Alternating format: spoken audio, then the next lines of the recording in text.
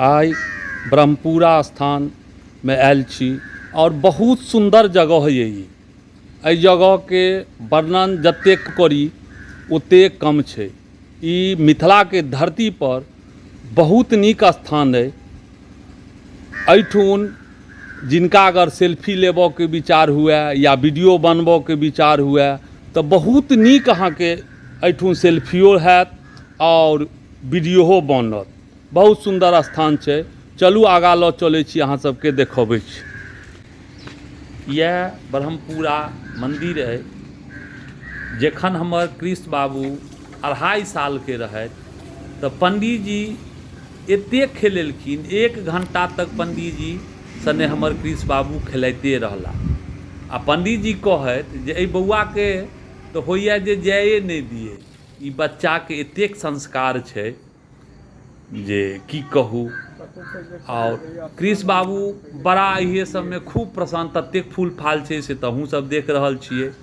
ततेक हरियाली वातावरण छै जे हमर कृष्ण बाबू झूमि झूमि कऽ खेलेला। और हुनका दुआरे एहि ब्रह्मपुरा मंदिर पर लमसम 5 घंटा ओतऽ हमसब रुकल रही, पूरा परिवार। आ पंडियो जी कहैत जे रुकू ने, कतऽ जायब, एहि बौआ से ने खेला दियौ, एखन मोन नहि भऽ रहल है हमरा। ई भऽ गेल हरिहर कूप। एतयसँ जल लै छथि। जल लेलाके बादमे पूजा करऽ लए जाइ छथि भक्त लोक सब।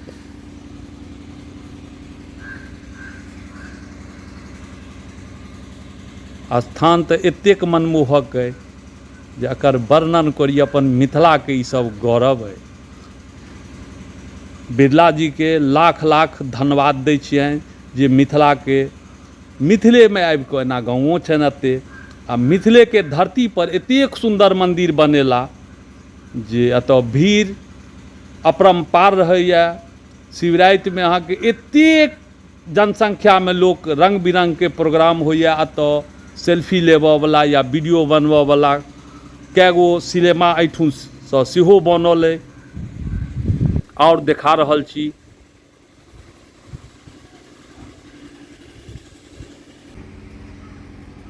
जे किओ नहि आयल है ओहि स्थान पर, एतेक सुंदर मनमोहक छै जे एहिठुन आबऽके एक बेर जरूर कोशिश करू। और एहिठुन आबि कऽ सेल्फी लिअ, वीडियो बनाउ और बाबाके सेहो पूजा करू।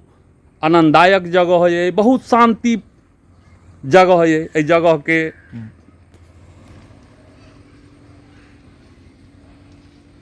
नंदी भगवान की जय।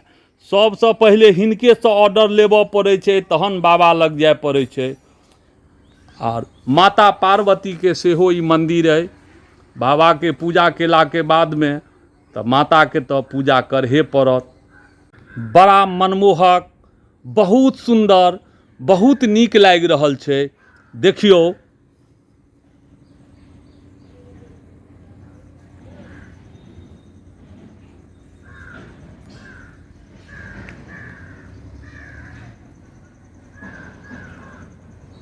जेहने अहाँके स्थान सुंदर अइ एतुक्का, तेहने एतऽ वातावरण बहुत नीक, बहुत शांत वातावरण छै। एतऽ बहुत गजब के पार्किंग सब अइ, रंग बिरंग के फूल भेटत सेहो।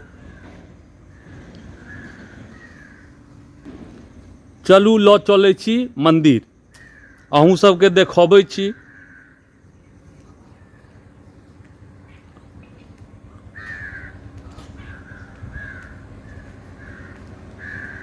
ई ऊपर में अहाँके मंदिर 1 तल्ला पर। हर हर महादेव। ओम त्र्यंबकम यजामहे सुगंधिम पुष्टिवर्धनम उर्वारुकमिव बंधनान् मृत्योर्मुक्षयमामृतात्।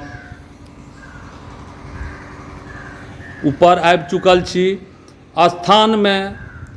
तऽ एतऽ एतेक सुंदर देखियौ, बहुत नीक मंदिर अइ। हर हर महादेव। काल हरू, कष्ट हरू, दुख हरू, दारिद्र हरू। बहुत सुंदर स्थान है, एकदम शांति के प्रतीक स्थान है।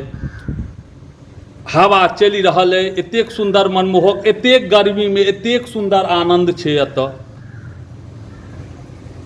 देखा दै छी मंदिर के।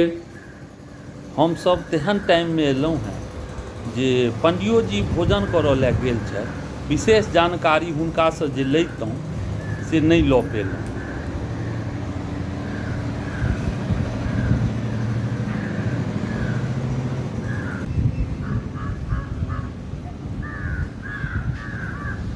ऊपर में छी एक तल्ला पर, देख लियो कतेक सुंदर हरियाली छै, रंग बिरंग के फूल, रंग बिरंग के हरियाली एतऽ।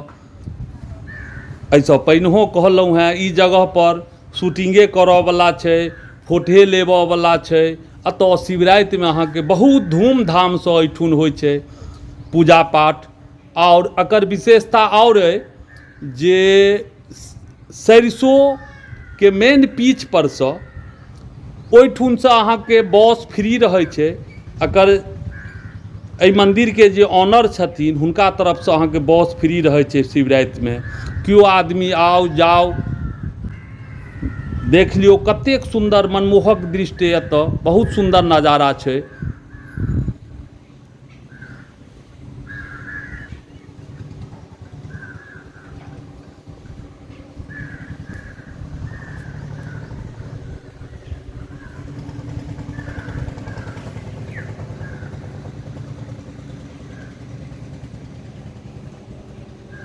एहन सुंदर दृश्य जे होइत रहै छै जे एतऽसँ जाइके नहि चाही, एतेक सुंदर एतऽ दृश्य छै।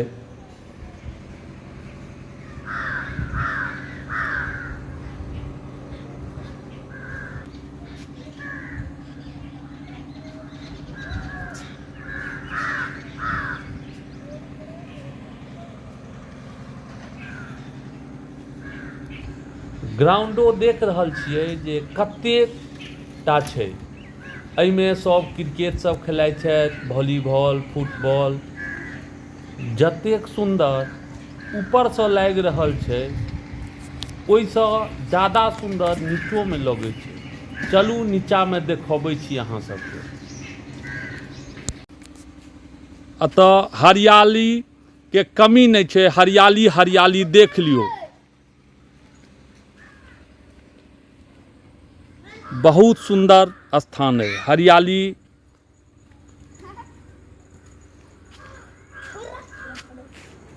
एहि कैंपस में मिडिल स्कूल सेहो अइ, हाई स्कूल सेहो अइ, आ बैंक सेहो अइ कैंपस में। एहि सामने में एकटा मंडप सेहो अइ। एहि में लड़का लड़की के देखा सुनी सेहो होइए। एहि मंडप में होम जाप सेहो होइए, कोनो तरहक जाग सेहो एहि मंडप में होइए। ई व्यास मंडप अइ। ब्रह्मपुरा मंदिर बेल्ही सरिसो परसँ बेनीपट्टीसँ मात्र 5 किलोमीटर अइ।